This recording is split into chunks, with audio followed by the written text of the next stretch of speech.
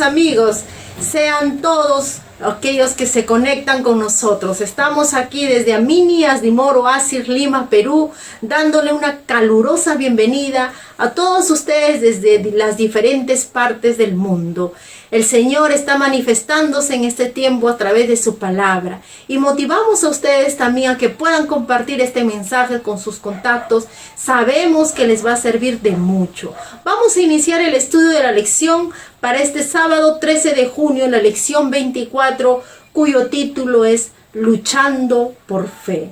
Quiera el Señor que tú estés en estos momentos determinantes para la historia de la humanidad y la historia de tu fe, que te encuentres luchando. Ese es el propósito que tenemos. Ese es el llamado que vamos a tener a través del estudio de la palabra y del siervo fiel que manifestó su fe en todo momento, y las circunstancias que le embargaban solamente le servían para anunciar de un Cristo resucitado, un Cristo glorificado y que viene por segunda vez. Así también lo haremos nosotros, porque esa es nuestra misión. Vamos a hacer una oración. Bendito Padre, ayúdanos, Señor, en el estudio de tu palabra, que cada oyente pueda atesorar en su corazón las verdades sagradas. Ayúdanos, Señor, porque es el momento que todos empecemos a ejercer nuestra fe de manera digna, honrando y glorificando tu nombre. Tómanos por enteramente tuyo y bendice tu instrumento en el nombre precioso de Cristo Jesús. Amén. Entonces el Señor dijo a Pablo en visión de noche: no temas, sino habla y no calles, porque yo estoy contigo y ninguno pondrá sobre ti la mano para hacerte mal, porque yo tengo mucho pueblo en esta ciudad. Eso fue lo que le dijo nuestro Señor Jesucristo al apóstol Pablo. Y el apóstol Pablo, lleno de fe, fue a Éfeso para continuar con su obra misionera. Hermanos, bienvenidos a la edición de la Escuela Sabática. Gracias al Señor Jesucristo, porque podemos interactuar a través del video en el estudio de su palabra. Bendito sea nuestro Señor. Vamos a iniciar. El título de la lección es Luchando por la Fe. Tenemos 3 puntos importantes en esta lección. El primer punto dice el mensaje más poderoso y transformador de vida. Allí vamos a ver cuál es el avance de la obra de Dios a pesar de la oposición satánica. El punto número 2 dice protección para el siervo de Dios. ¿Cómo protege nuestro Señor a los que hacen su obra, a los que hacen su voluntad? Y el tercer punto dice gran tumulto seguido de victoria. ¿Cómo bendice Dios a sus hijos luego del conflicto? El tema lleva por título Luchando por la Fe. Y es aquí donde encontramos 2 palabras muy importantes que debemos conocer. La primera es lucha y la segunda es fe. Lucha, mis queridos hermanos, significa batalla, significa conflicto, significa tensión, significa pelea. En el libro de Efesios, capítulo 6, versículo 12, el apóstol Pablo nos dice: porque no tenemos lucha contra sangre y carne, sino contra principados, contra potestades, contra los gobernadores de las tinieblas de este siglo, contra las huestes espirituales de maldad en las regiones celestes. Entonces, lucha es un esfuerzo para resistir a las huestes oscuras. Lucha, mis queridos hermanos, es una batalla que tenemos constantemente con los entes diabólicos. En otras palabras, lucha es un esfuerzo que hacemos nosotros los cristianos para resistir las tentaciones a las huestes oscuras. ¿Y qué será fe? En el libro de los Hebreos capítulo 11 versículo 1 encontramos que fe es la certeza de lo que se espera, la convicción de lo que no se ve. Entonces, en este versículo de Hebreos capítulo 11 versículo 1 encontramos 2 elementos que conforman la palabra fe: certeza y convicción. Certeza es la seguridad sin temor en la cual nosotros confiamos y creemos en nuestro Señor Jesucristo. Y la convicción es el convencimiento que tenemos de nuestro Señor, en la cual un día Él vendrá a salvarnos de este mundo. Ahora, juntando estos dos elementos, si sabemos que la fe es la certeza, es la seguridad sin temor, y la convicción es el convencimiento, entonces la fe es un don que es dada por el Espíritu Santo, por nuestro Señor Jesucristo. El don es la gracia, es el bien sobrenatural con la cual nos premia nuestro Dios. Por la fe, mis queridos hermanos, Abel ofreció a Dios más excelente sacrificio que Caín. Por la fe, Abraham, siendo llamado, obedeció para salir al lugar que había de recibir como herencia y salió sin saber a dónde iba. Por la fe, Moisés, cuando nació, fue escondido por sus padres. ¿Para qué? Para que no fuera sacrificado por los egipcios. Por la fe, Moisés abrió el mar rojo. Por la fe, Moisés, hecho ya grande, rehusó llamarse hijo de la hija del faraón. Ahora, la palabra de Dios dice que la fe tiene dos elementos importantes, que es la certeza y la convicción. La persona que tiene certeza y tiene convicción, difícilmente se le puede cambiar el modo de pensar. ¿Por qué? Porque ya hemos dicho que la fe es un don de Dios. Ahora fíjate cómo el diablo te presenta dificultades extraordinarias en tu caminar para que esa fe que te ha sido dada por Dios disminuya o en todo caso se desvanezca. ¿Por qué? Porque ese es el plan satánico. Satanás lo que más quiere de ti es que flaquees en la fe para hacerte pecar. Porque sabe que si tú pecas estás desobedeciendo a Dios. La persona que tiene fe nunca retrocederá. Pero una persona sin fe es una persona sin rumbo. Es una persona sin luz. Es una persona que no tiene nada que defender. Muchos dicen que creen en Dios.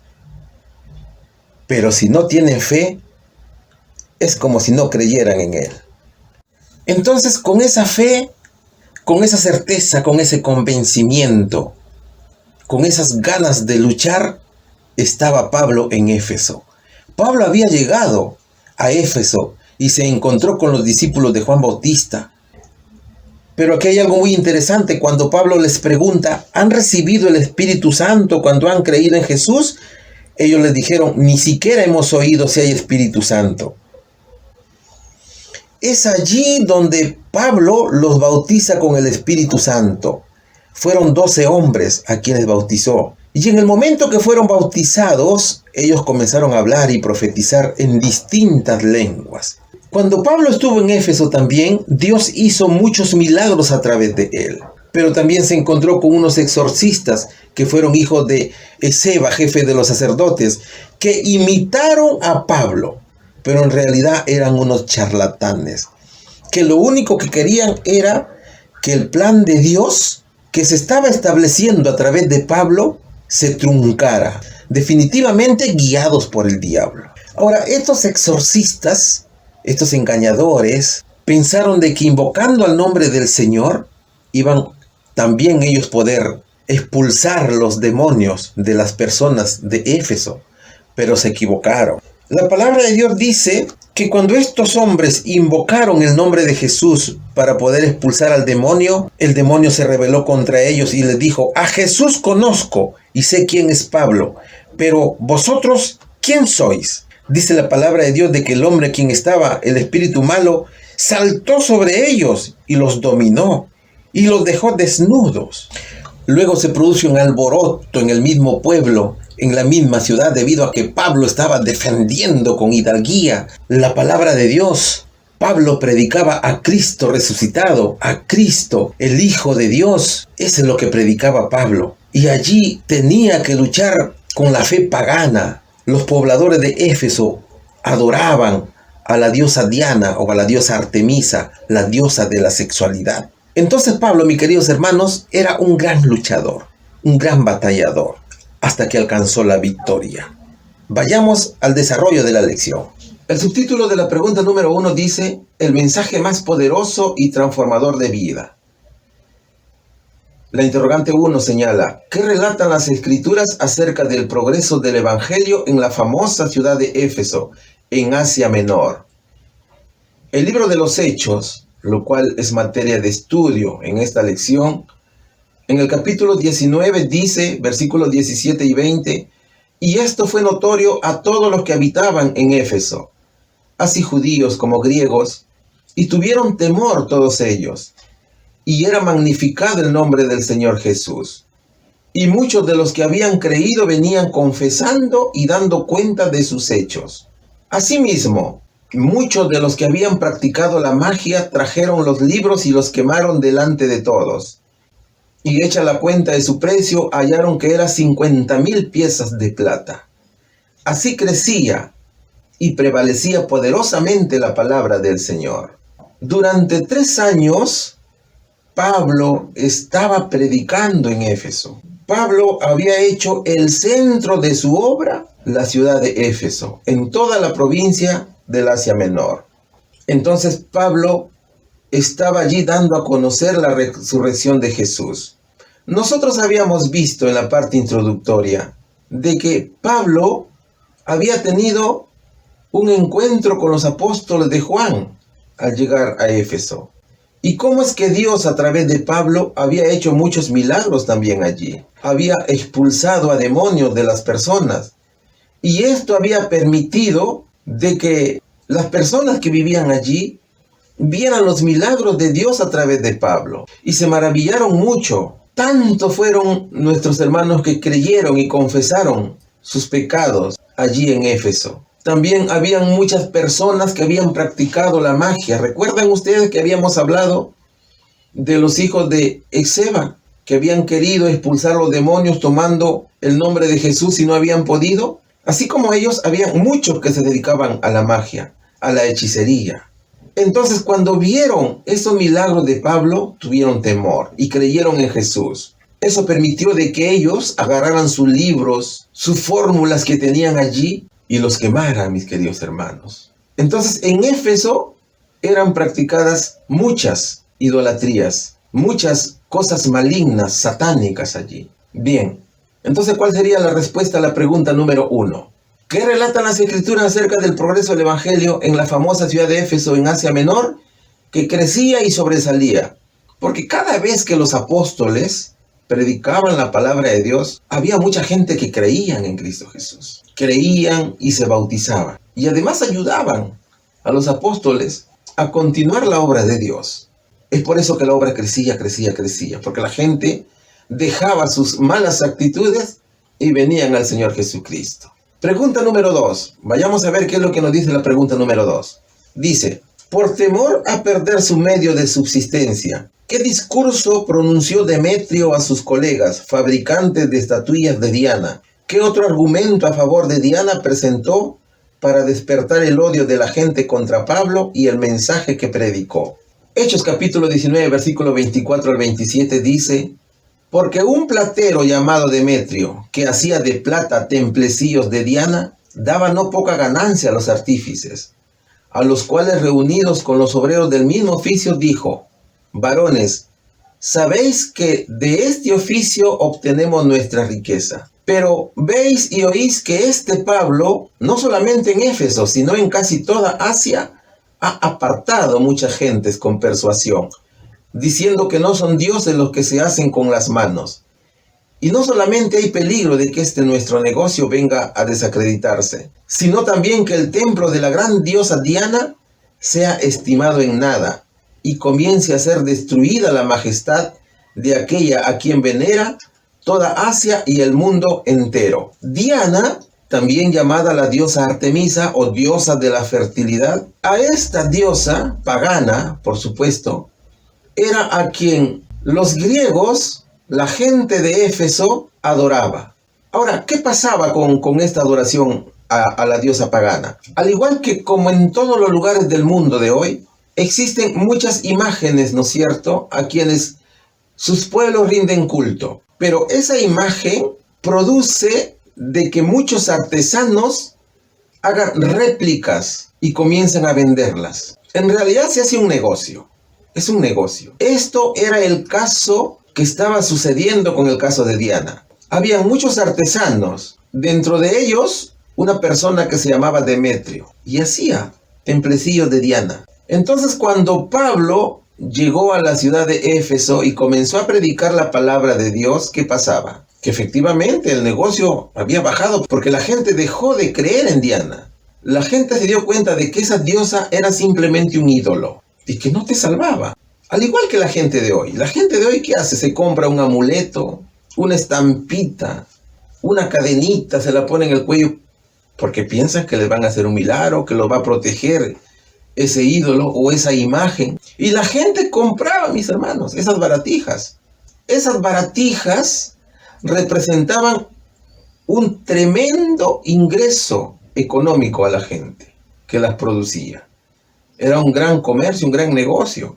Y que más feliz los artesanos estaban allí.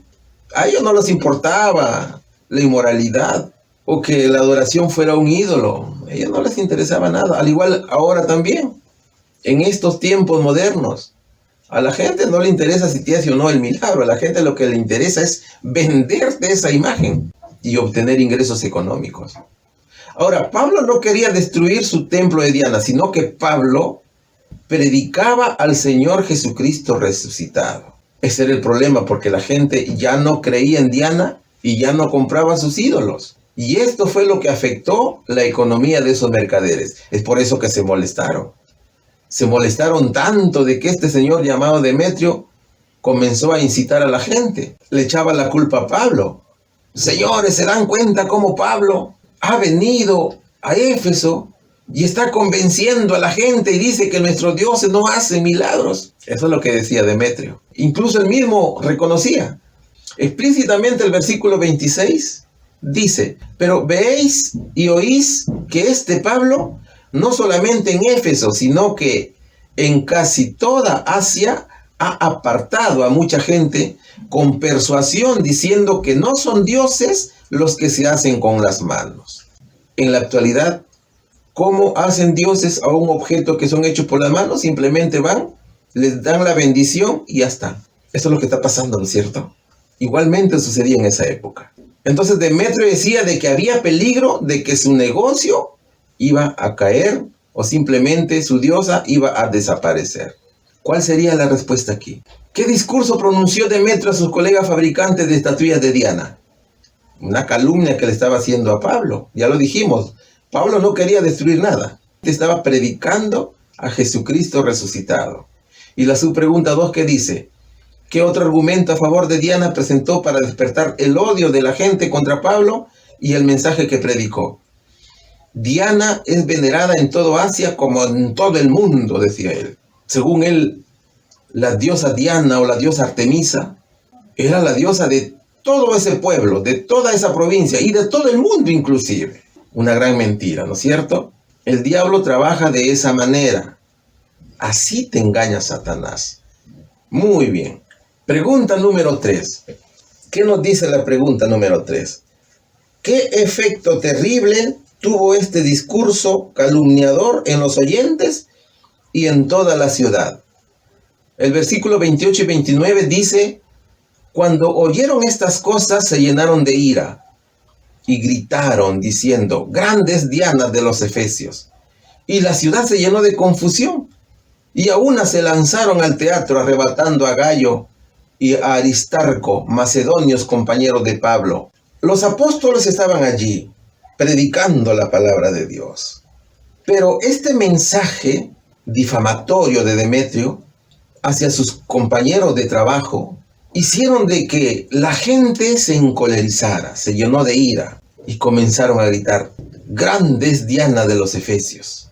Imagínense usted ese ruido, cómo habrá sido ensordecedor. Ustedes saben, cuando han ingresado a un teatro, a un local, la acústica es excelente, ¿verdad?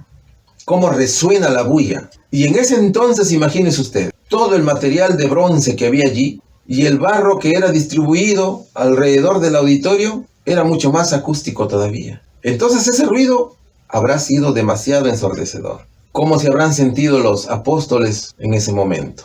Tal es así que fue tanta la bulla, tanta la cólera, que arrebataron a Gayo y a Aristarco. También arrestaron a los macedonios, compañeros de Pablo, dice la palabra de Dios. Pero el objetivo no era ellos. El objetivo era arrestar a Pablo y destruir la obra de Dios también. Entonces, ¿cuál sería la respuesta aquí? ¿Qué efecto terrible tuvo este discurso calumniador en los oyentes y en toda la ciudad? El pueblo se llenó de ira. ¿Contra quién? Contra Pablo. Pero Pablo estaba lleno de fe, como ya lo hemos visto en la parte introductoria. A Pablo no le fallaba la fe. Bien, vamos a pasar a la pregunta número 4. ¿Qué nos dice la pregunta número 4?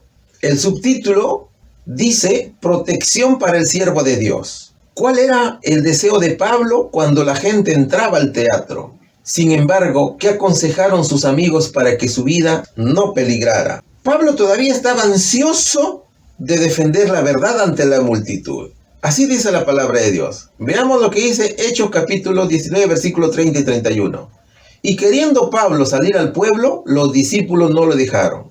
También algunas de las autoridades de Asia, que eran sus amigos, le enviaron recado, rogándole para que no se presentase en el teatro. En la actualidad, mis queridos hermanos y amigos, hay muchísimas personas que adoran a Cristo Jesús, al verdadero Cristo Jesús, a ese Cristo Jesús que vive por los siglos de los siglos, al verdadero Dios, y que están dispuestos a morir por Él.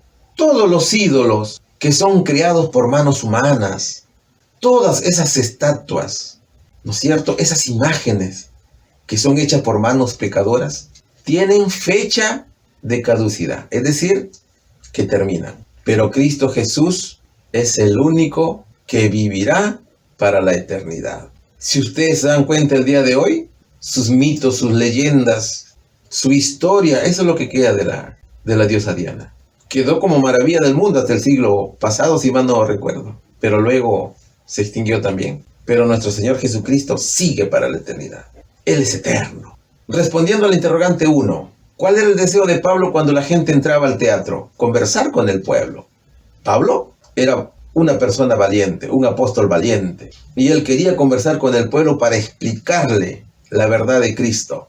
Y su pregunta 2 dice: sin embargo, ¿qué aconsejaron sus amigos para que su vida no peligrara? Que no se presentase en el teatro.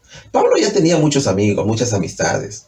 Entonces sus amigos lo querían mucho a Pablo. Cuando Pablo se reunía a compartir la palabra de Dios, mucha gente lo acompañaba. Mucha gente estaba con él.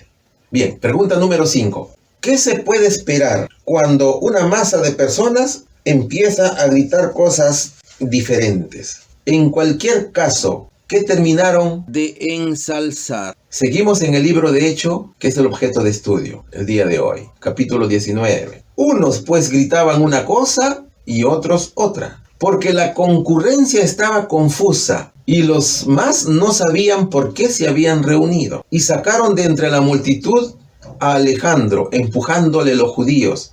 Entonces Alejandro, pedido silencio con la mano, quería hablar en su defensa ante el pueblo. Pero cuando le conocieron que era judío, todos a una gritaron casi por 2 horas: grande es Diana de los Efesios. Cuando suceden este tipo de hechos, de acontecimientos, cuando hay una confusión de por medio, siempre va a haber gente de que no sabe ni por qué asiste a esa protesta. La gente protesta por cualquier cosa, ¿no es cierto?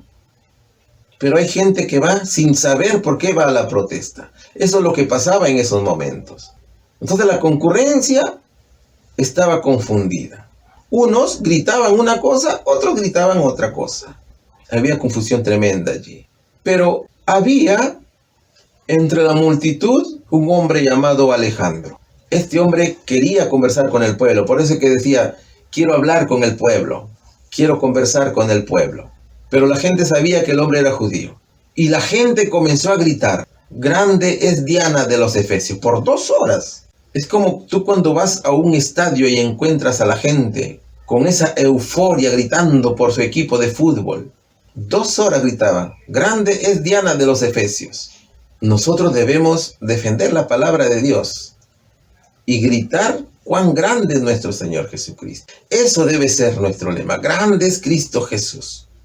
Grande es el Señor, poderoso es Cristo, Rey de reyes, Señor de señores.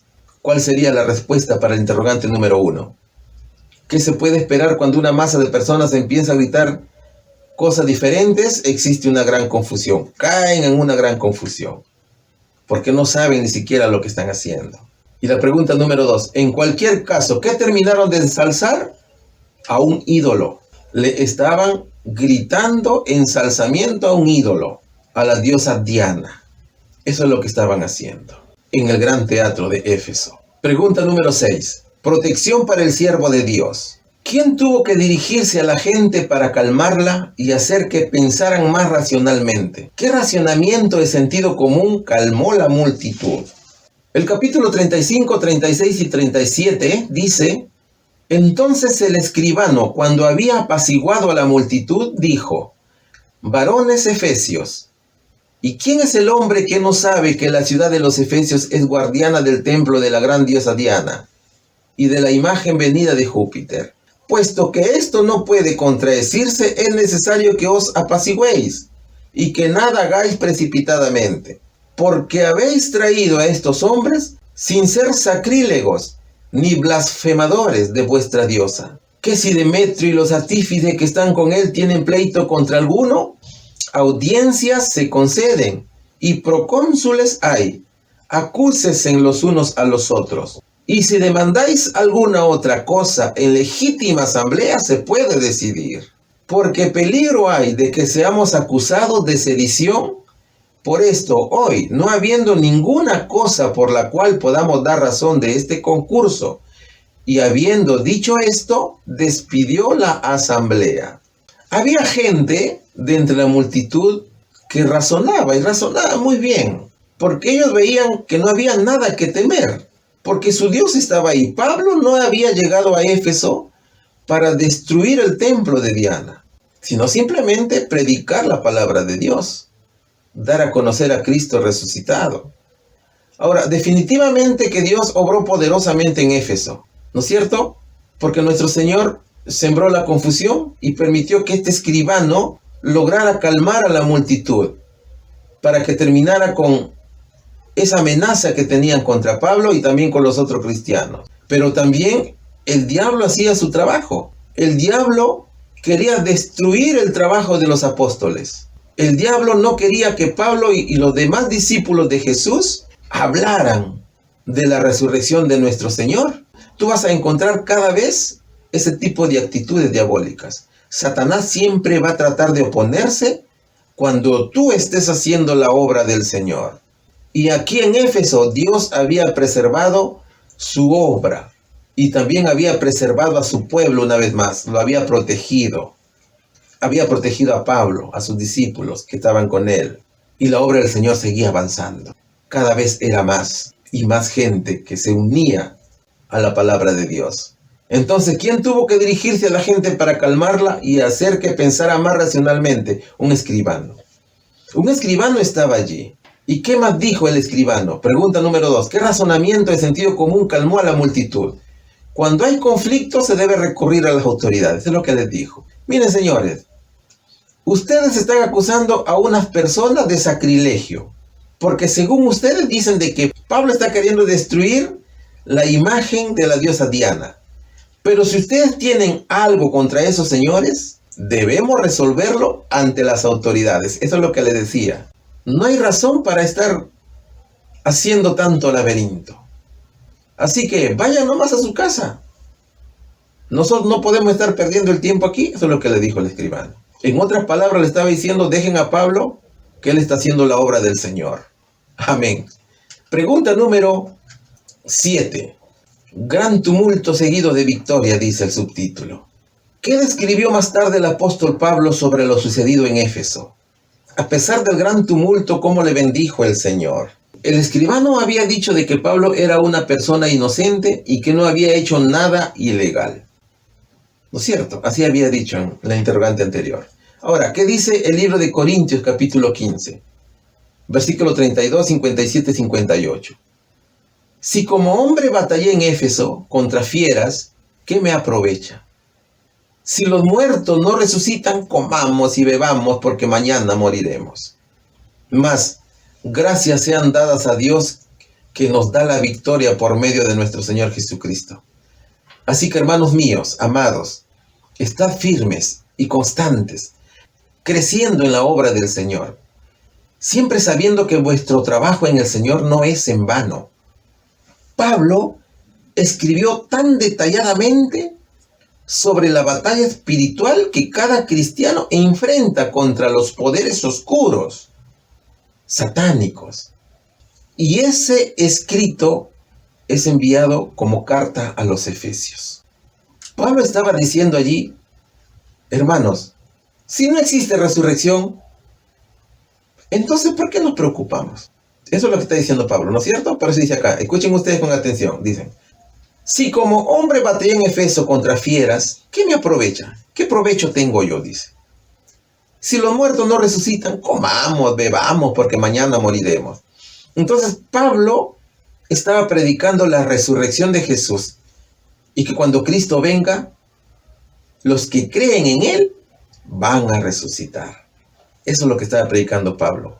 Entonces Pablo se pregunta aquí, si los muertos no resucitan, ¿para qué estamos trabajando aquí? Estamos haciendo un trabajo en vano. Porque si fuera así, vamos, come, bebe, porque mañana te vas a morir y allí se va a acabar todo. Entonces la prédica del Evangelio de Pablo va más allá. Pablo dice que los muertos resucitan. Esa es la prédica de Pablo. Y que Cristo había resucitado. Y por lo tanto, los muertos también van a resucitar cuando venga nuestro Señor Jesucristo. Y esa es la victoria que tenemos nosotros sobre la muerte. Eso es lo que hablaba Pablo. Eso es lo que predicaba Pablo. Entonces, ¿qué escribió más tarde el apóstol Pablo sobre lo sucedido en Éfeso? Su batalla contra las fieras satánicas. Pablo escribió sobre la batalla espiritual que cada uno de nosotros enfrentamos contra esos poderes ocultos. Y la subpregunta 2 dice, a pesar del gran tumulto, ¿cómo le bendijo el Señor? ¿Cuál es la mejor bendición que te puede dar el Señor? La victoria. Así que tú tienes que pelear esa batalla, mi querido hermano, para poder salir adelante. En el libro de Judas, capítulo 1, versículo 3, encontramos un hermoso versículo. Dice, amados, por la gran solicitud que tenía de escribiros acerca de nuestra común salvación, me ha sido necesaria escribiros exhortándoos que contendáis ardientemente por la fe que ha sido una vez dada a los santos. Nosotros habíamos dicho que la fe es la certeza, es la convicción. Seamos valientes. Si nosotros tenemos esa fe en Cristo Jesús, debemos de defender la palabra de Dios. La Biblia es la palabra de Dios. Debemos luchar por ella. Y debemos pedir a Dios que si nos falta la fe, que nos incremente esa fe. Debemos tomar el ejemplo de Pablo, la valentía de Pablo, las luchas de Pablo son ejemplo para nosotros. Ahora yo te pregunto, ¿tienes esa valentía de defender la verdad? ¿Defiendes la palabra de Dios cuando veas que alguien la está pisoteando? La palabra de Dios dice que el mensaje es eterno. Entonces nosotros debemos siempre defender, mis queridos hermanos, esa fe. Seamos soldados valientes, sin temor. Porque detrás de ese temor que nosotros tengamos, no vamos a encontrar victorias. Eso sí, tenlo por seguro. Entonces tú tienes que ir pensando, cuando te enfrentes a esas batallas espirituales, de que el trabajo en Cristo Jesús no es en vano. Que siempre vas a tener un premio por ese triunfo. Y es la victoria. Siempre vas a salir triunfando cada vez que tú vas a la lucha.